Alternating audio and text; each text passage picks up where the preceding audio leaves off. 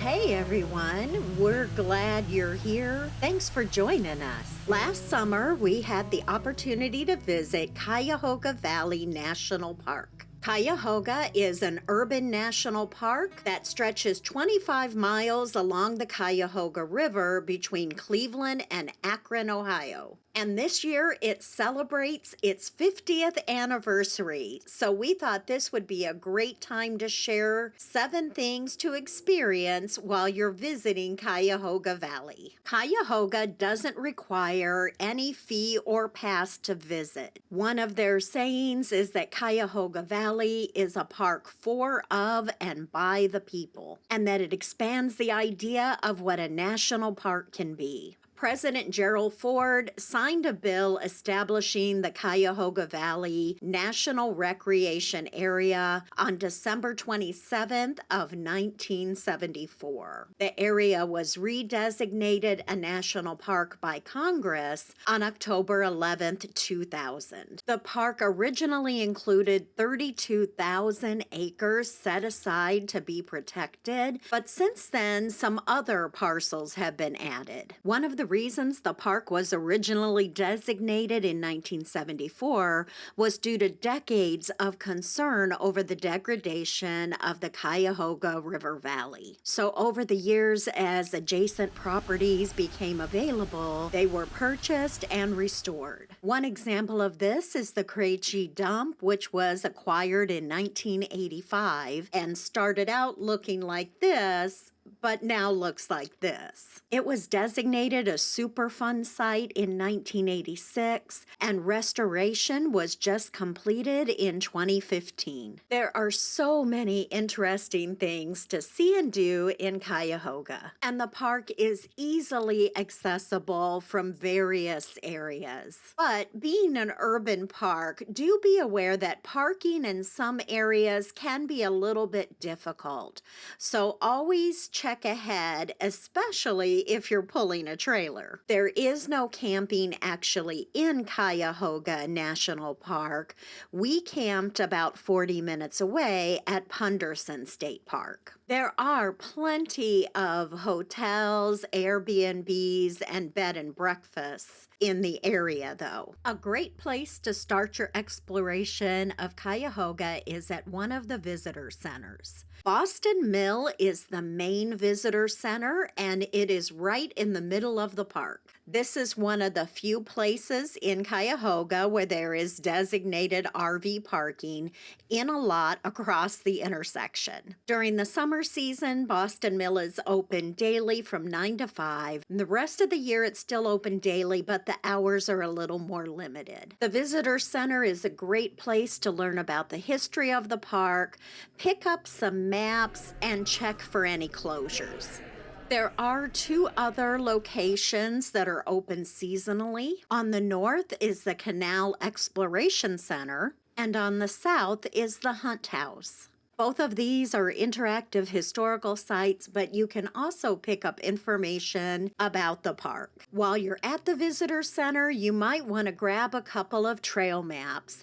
There are many hiking areas in Cuyahoga. There are trail ratings from easy, moderate to difficult, and they can range anywhere from half a mile to 19 miles. The Ledges Trail is one of the more popular trails, and I can see why. If you like for your hike to end at a beautiful waterfall, Cuyahoga's got you covered. There are several in the area. The largest is Brandywine Falls, and that's where we decided to stop and take a hike.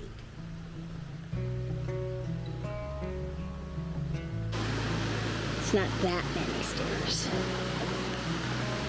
No, it's not that bad. It's because maybe we gotta go back up.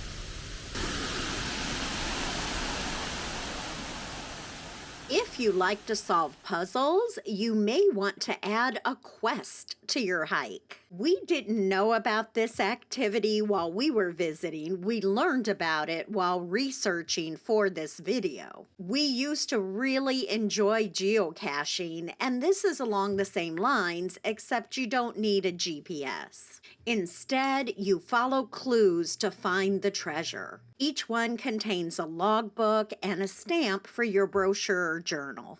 Along the way, you learn about the history and interesting facts and features of the area. If we had known, we definitely would have tried a few. We probably walked past some and didn't even know it. You can pick up quest guides at the visitor centers or print them off ahead of time. There is a questing season which runs April 15th through November 15th. Something that you can do any time of year, though, is biking the towpath. In case you're not familiar with what a towpath is, here's a quick little history. In 1825, a canal was dug from the Hudson River in New York to Lake Erie. This made transportation of goods and people to the Midwest much quicker. The Erie Canal, as it was named, was so successful that a decision was made to dig another canal from Lake Erie down to the Ohio River so goods could be moved quickly even further inland. By 1832, a 4-foot deep hand-dug ditch stretched 308 miles from Lake Erie to the Ohio River. A trip that once took weeks now only took a few days. Where there were elevation changes like here, locks were constructed. Towpaths were constructed alongside the locks and canals so horses could pull barges through. Since towpaths were long, flat paths, they also became popular means of transportation in and of themselves. As other forms of transportation improved, the need for the canals diminished, and many locks and even sections of the canal were closed. You can walk, run, bike, or ski the towpath. Electric bikes are allowed, but there is a speed limit. You can enter the towpath in many locations in Cuyahoga Valley, and there are quite a few bike rental places along the route as well. You are welcome to bring your own bike, and helmets are recommended. The towpath within the park is 20 miles. If you get tired and don't want to turn around and bike your way back, you can always hop on the train. Cuyahoga Valley Scenic Railway has what they call an Explorer program. You can either load your bike on the train and disembark at a station and ride back, or you can ride out and then board at a station and ride the train back. Either way, it's $5 for a one-way trip. You can purchase your ticket right on the train. Of course, you don't have to bike to ride the train. They offer several different types of excursions throughout the year. Ticket prices for round trips and excursions vary. We boarded the train for our round trip in the middle of the park at the Peninsula Station and rode it all the way south to the Akron North Station and then back. The whole trip took a couple hours, and this would be a great way to take a little break in the middle of the day and maybe have lunch while you're on the train. The Cuyahoga Valley Scenic Railway is a nonprofit organization staffed by volunteers.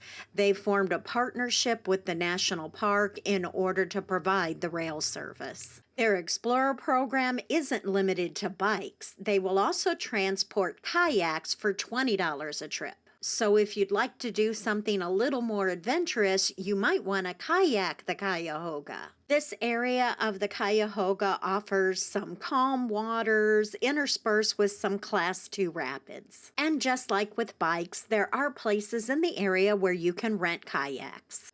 Kayaking is a great way to get up close and personal with the beauty of Cuyahoga. But if that is beyond your skill level, like it is for us, you might just go for a drive. The historic town of Peninsula is fun to explore, lots of interesting shops and restaurants, and anywhere you drive in the Cuyahoga Valley is gonna be beautiful. We hope you enjoyed exploring Cuyahoga National Park with us and that you found something useful in this video. Thanks so much for watching. We'll see you in the next one.